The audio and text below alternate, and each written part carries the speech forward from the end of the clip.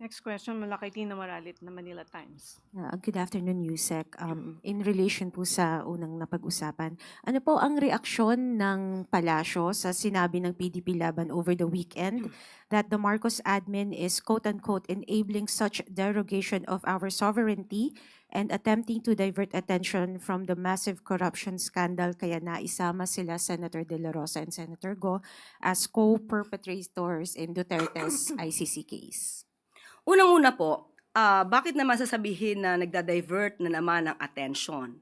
Hindi ito diversion dahil matagal na po ang kasong ito na nakasampa sa ICC.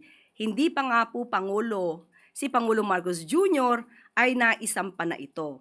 So hindi po dapat ipahid sa ating Pangulo at sa gobyernong ito kung nagkaroon man po ng findings patungkol dyan ang ICC dahil wala naman pong impluensya ang ating gobyerno sa International Criminal Court.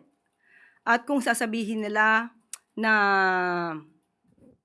diversion, unang-una, uulitin ko po ulit, mismong si Mayor Magalong ang nagsabing mayroon siyang report patungkol dito at siya mismo ang nagalit sa mga generals habang sila may command conference.